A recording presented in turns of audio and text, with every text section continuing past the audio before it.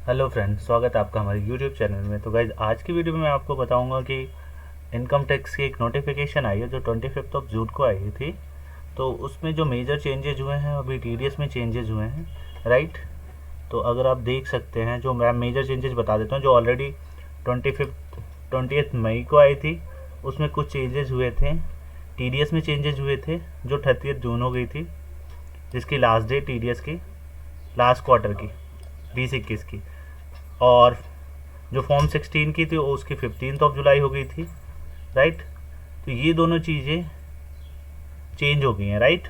तो अभी में हम देखते हैं लेटेस्ट, ये जो पुराना सर्कुलर था, सर्कुलर 9 20 मई की, और अभी आया है 25 जून को सर्कुलर 12।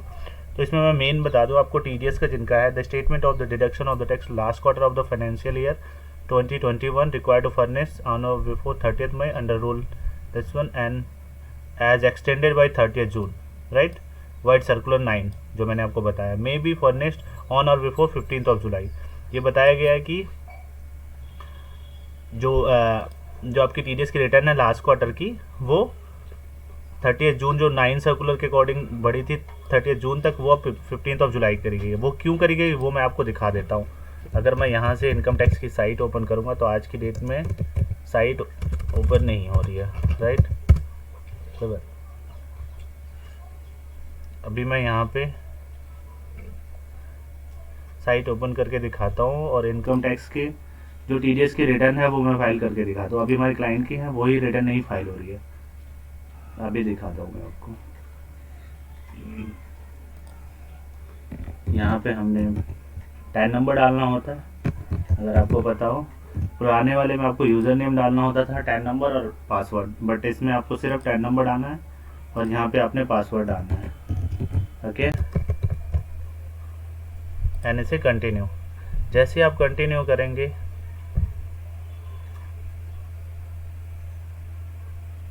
तो आप देख सकते हैं डैशबोर्ड में कुछ भी नहीं आ रहा, अभी साइट चल नहीं रही है। यहाँ ई फाइल में भी कुछ भी नहीं आ रहा, जबकि यहाँ पे इनकम टैक्स फॉर्म में रिटर्न में 24Q एंड ऑल बहुत सारी चीज़ें आती हैं इनकम टैक्स फॉर्म में। यहाँ जब हम क्लिक करते हैं, मैं आपको एक बार क्लिक करके दिखाता हूँ, ये देखो, क्लिक करने के बाद भी कुछ नहीं आ रहा, डैशबोर्ड में भी कुछ नहीं आ रहा। तो गवर्नमेंट ने इस सर्कुलर को 25 जून को निकाला कि आपकी टीडीएस की रिटर्न 15 जुलाई को कर दी गई है, राइट। और आपकी जो फॉर्म 16 है वो पहले 15 जुलाई को थी सर्कुलर 9 के अकॉर्डिंग, अब वो 31 जुलाई हो गई है। फॉर्म 16 जो एम्प्लॉयज़ होते हैं उनको मिलती है एम्प्लॉयर के द्वारा, ठीक है। तो जब एम्प्लॉय, उनकी लास्ट डेट थी पहले 15 जून थी, उससे 15 जुलाई करी गई और अब 31 जुलाई 2021 कर दी गई है।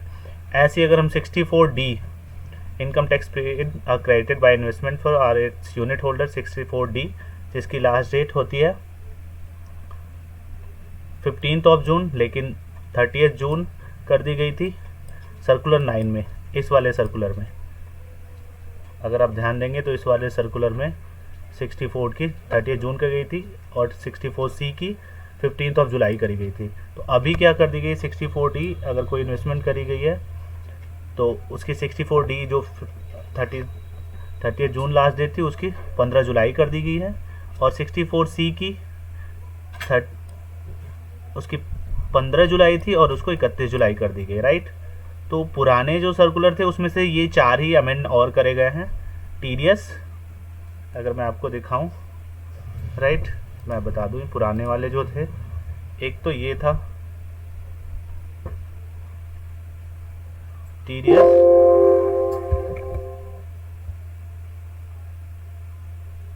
ओके, फॉर्म 16 दो 64D एंड 64C, ये 4 ही ऐसे हैं जिनको, जो पुराने वाले में थे, राइट। पुराने वाले का मतलब जो पहले नोटिफिकेशन आई थी उसमें जो चेंजेस होती उसको और बढ़ा के कर दिया गया। ये 4 ऐसे हैं, बाकी सब नए हैं। तो मैं नए भी आपको करके दिखाता हूँ, ओके। तो चलिए अब हम जो इन चारों के अलावा हैं उनको करके दिखाते हैं, ओके। तो सबसे पहले objection to dispute resolution panel DRP and assessing officer under 144C of the act, which the last date of filing under the section is 1st June or thereafter may be filed within the time period, जिसकी last date 1 जून या उसके बाद थी उसको 31 अगस्त कर दी गई है, या विच एवर इज लेटर। अगर आपके डेट 31 अगस्त के बाद है तो वो होगी, अदरवाइज अगर आपकी पहले है, मान लो जुलाई है, तो उसको अगस्त कर दी गई है। ओके, ये आपको पता है। सेकेंड, थर्ड, फोर्थ, फिफ्थ ये मैंने आपको बता दिया। अब 6 पे चलते हैं। 6 है the application under section 10 23C 12AB 35(1) 35(1) research के लिए होता है, 23 इंस्टीट्यूशन के लिए होता है, राइट। 12AB भी होता है आपकी, ये भी आपकी NGOs के लिए होता है, और ये भी NGOs के लिए होता है, लेकिन ये एजुकेशनल NGOs के लिए होता है। 35A(1) जो होता है 1, 2, 2A एंड थर्ड ये होता है रिसर्च इंस्टीट्यूशन के लिए। And ATG of the act in 10A and 10AB for the registration. 10A और 10AB होता है ATG के लिए। Okay, for the registration provisional registration ATG और 12 के लिए होता है। And provisional registration intimation approval and provisional approval for the trust institution research association ETC required to be made on or before 30th June 2021 may be made on or before 31st August 2021। यही बताया जा रहा है कि अगर आपने मान लो कोई एप्लीकेशन डाल रखी है ऑलरेडी ATG के लिए और 1023C 12AB, राइट।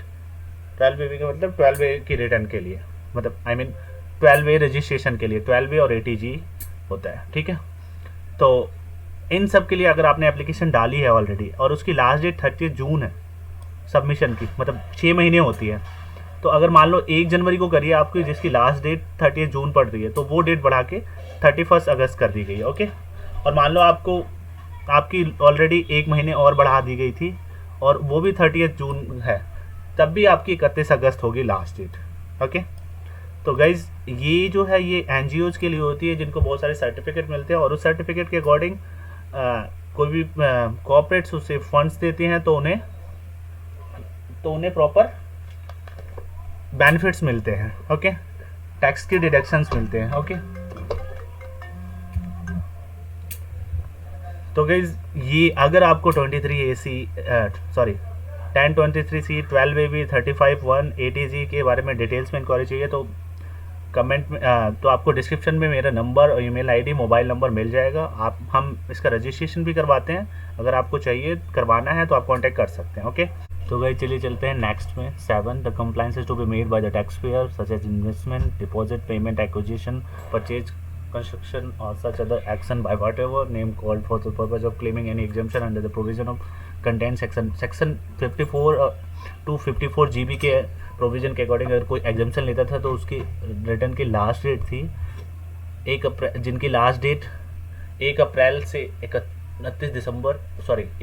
29 सितंबर 2021 पड़ती थी, उसकी 30 सितंबर कर दी गई है, राइट। सपोज अगर जिनकी जून थी उनको भी सितंबर कर दी गई है, बट जिनकी 29 सितंबर थी उनकी 30 सितंबर एक दिन का ही मौका मिला हो उनको। ओके, तो नेक्स्ट चलते 8 the quarterly statement of the 15 form number 15CC to be furnished by the authorized dealer in respect of the remittance made to the quarter ending 30th June required to be remittance, जो भी remittance होते हैं उनकी जो quarterly statement जाती है 15CC की, उसकी 30th जून मतलब फर्स्ट क्वार्टर की 30th जून क्वार्टर एंडिंग फर्स्ट क्वार्टर की, जिसको 15 दिन के अंदर सबमिट करनी होती थी, तो उसे बढ़ा के जिसकी लास्ट डेट 15 जुलाई थी उसको 31 जुलाई कर दी गई है, राइट।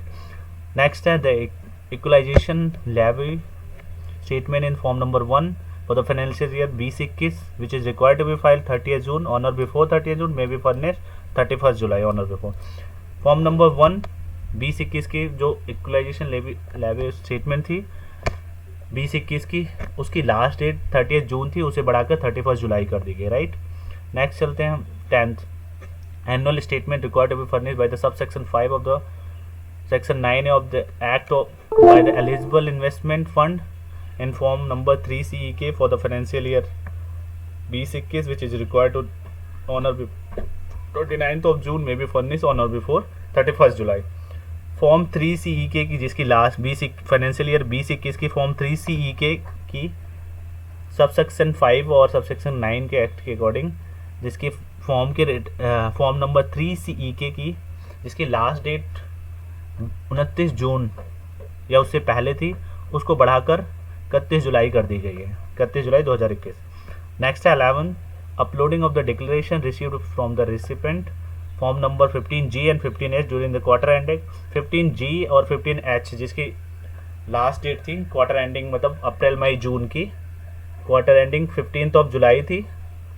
15G और H की हर क्वार्टर के 15 नेक्स्ट मंथ के 15 डेज के अंदर करनी होती है, लेकिन अभी इसको बढ़ा के 15 जुलाई को बढ़ा के 31 अगस्त 2021 कर दी गई है, राइट। 15G और H की।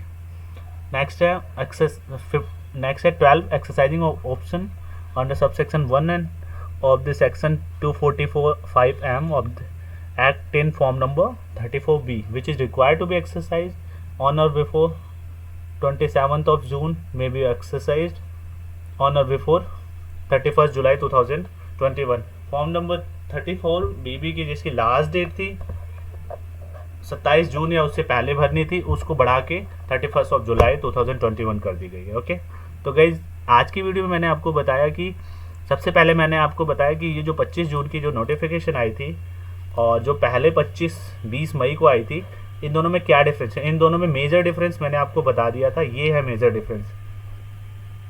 जो आपको मेजर डिफरेंस है वो मैंने आपको बता दिया, ये आपके मेजर डिफरेंसेस हैं,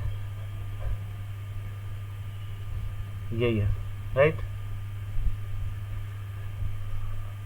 पहला तो ये है, राइट। जो स्टेटमेंट थी उसकी 30 जून थी, उसकी TDS की लास्ट डेट 24Q 26Q की थी लास्ट डेट 30 जून, उसको 15 जुलाई कर दी गई है। और दूसरी है फॉर्म 16 की जिसकी लास्ट डेट 15 जुलाई थी सर्कुलर 9 में, उसको 31 जुलाई कर दी गई। 64D जिसकी लास्ट डेट 30 जून थी, उसको 15 जुलाई कर दी गई है। 64C जिसकी लास्ट डेट 15 जुलाई थी, उसको 31 जुलाई कर दी गई। तो गाइज आज की वीडियो में मैंने आपको इनकम टैक्स के न्यू अपडेट के बारे में बताया है कि इसमें क्या अपडेट्स हैं न्यू। ओके, तो गाइज अगर आपको वीडियो अच्छी लगी हो तो प्लीज़ लाइक करें, शेयर करें और सब्सक्राइब ज़रूर करें। ओके, और अगर आपको कुछ भी पूछना है, अगर आपको कुछ भी डाउट्स है तो आप कमेंट में लिखें। ये हमारा मोबाइल नंबर और email ID WhatsApp mobile number है, और कॉल भी कर सकते हैं आप उस पर। तो आप उस पर कमेंट्स कर सकते, उसमें व्हाट्सएप कर सकते हैं और ईमेल कर सकते हैं, या फिर कोई प्रोफेशनल हेल्प लेनी है जब भी आप ईमेल और कॉल के थ्रू ले सकते हैं। Okay, thank you.